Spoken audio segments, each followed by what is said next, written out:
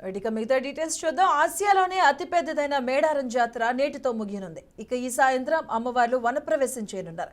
ఇక ఈ ఘట్టంతో వనజాతర ముగియబోతుంది. నిన్న ఒక్కరోజే 1,00,00,000 మందికి పైగా భక్తులు అమ్మవార్లను దర్శించుకుని మొక్కులు తీర్చుకున్నట్టుగా తెలుస్తుంది.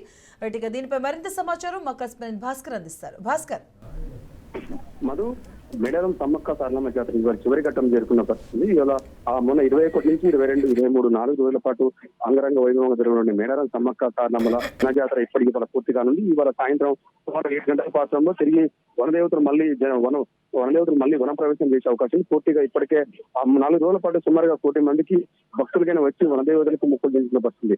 అమ్మవారికి మొక్కులు చెల్లించుకున్నప్పుడు పసుపు, కుంకుమ, చీర, సారతో పాటు పిల్లాన్ని అమ్మగారు ప్రసాదంగా భావించిన పిల్లాన్ని కూడా అమ్మవారు మొక్కులు చెల్లిస్తారు.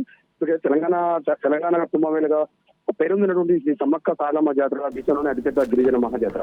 అయితే ఈ నేపథ్యంలోనే ఇప్పుడు 2 తెలుగు రాష్ట్రాలే కాదు, మరో 4 రాష్ట్రాల నుంచి కూడా కోట్లాది మంది భక్తులు వచ్చి అమ్మవారికి మొక్కులు చెల్లించుకున్నారు. గత జాతరల కంటే కూడా ఈసారి తెలంగాణ రాష్ట్ర ప్రభుత్వం మహిళలకు ఫ్రీ బస్ ఇచ్చింది కాబట్టి పెద్ద మొత్తంలో మహిళలు వచ్చి అమ్మవారిని దర్శనం చేస్తున్నట్టు అధికారులు లెక్కలు చెప్తున్న పరిస్థితి. మరొక ఈ రోజు చివరి ఘట్టం కాబట్టి ఇవాళ సాయంత్రం వరకు మరొక 25-30 లక్షల మంది వచ్చి అమ్మవారికి మొక్కులు చెల్లించుకుంటారని అధికారులు అంచనా పరిస్థితి. తెలంగాణ రాష్ట్రంలో మొదటిసారిగా కాంగ్రెస్ గవర్నమెంట్ వచ్చిన తర్వాత ఆ రేవంత్ రెడ్డి ఆసియా దూరయాత్ర వరంగల్ నుంచి చేపట్టింది. అదే ములుగు సమ్మక్క సారలమ్మల సన్నిధులు చేపట్టే పరిస్థితి. అయితే మొదటిసారి సీఎం హోదాలో నిన్న రేవంత్ రెడ్డి ఇక్కడ రావడం జరిగింది. రేవంత్ రెడ్డి వచ్చిన మరింత ఎప్పటికీ ఇదే కాదు, తాత్కాలిక వర్కులే కాదు, పర్మనెంట్ వర్కులు కూడా చేస్తామని చెప్పేసి మేడారంలో భక్తులకు ఎదురుగా ఆదివాసీ గిరిజన సంస్కృతి సంప్రదాయాల ప్రకారం తప్పకుండా అమ్మవారు ఎలాంటి డెవలప్మెంట్ చేస్తామని చెప్పేసి చెప్పడం జరిగింది. ఈ విధంగా ఇవాళ సాయంత్రం వనప్రవేశం ఉంటుంది కాబట్టి ఇప్పటికే పూర్తి స్థాయిలో అధికారులు అన్ని ఏర్పాట్లు చేసినపరిచింది. మళ్ళీ పోలీసు భారీ బలగాల మధ్య అమ్మవారిని సమ్మక్కల సారలమ్మను మళ్ళీ వనప్రవేశంలో మళ్ళీ వనదేవతలు వనప్రవేశం చేసిన పరిస్థితి. ఈ విధంగా ఇప్పటికే 4 రోజుల పాటు లక్షలాది మంది భక్తులు వచ్చి అమ్మవారు చూసిన పరిస్థితి. తెలంగాణ ఎటు చూసిన వరంగల్ మేడారం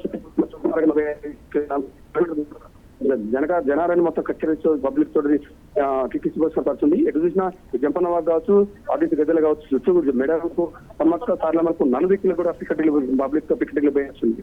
అయితే తెలంగాణ రాష్ట్రమే కాదు, విఐపీలు కావచ్చు, ఇతర విఐపీలు అందరూ కూడా అమ్మవారికి వచ్చి మొక్కలు చెల్లించుకునే పరిస్థితి. చివరి ఘట్టం కాబట్టి మరో సుమారు 25-30 లక్షల మంది వచ్చి సమ్మక్క సారలమ్మకు మొక్కులు చెల్లించుకునే పరిస్థితి అని చెప్పేసి అయితే అధికారులు చెప్తున్న పరిస్థితి. సాయంత్రం సుమారు 7 గంటల ప్రాంతంలో అమ్మవారి మళ్ళీ తిరిగి వనప్రవేశం అయితే దానికి సంబంధించినటువంటి గిరిజన సాంస్కృతిక సంప్రదాయాల ప్రకారం మళ్ళీ వాళ్ళ నృత్యాలతో డప్పు కొమ్మలతో తీసుకుపోయే అవకాశం ఉంది. కాబట్టి ఇప్పటికే సాయంత్రం తర్వాత ఏర్పాట్లన్నీ ఇప్పటికే పూర్తి స్థాయిలో చేస్తున్నట్టు గిరిజన పూజారులు చెప్తున్న పరిస్థితి. అదేవిధంగా అధికారులు కూడా చెప్తున్న పరిస్థితి ఉంది. Right, thank you Bhaskar.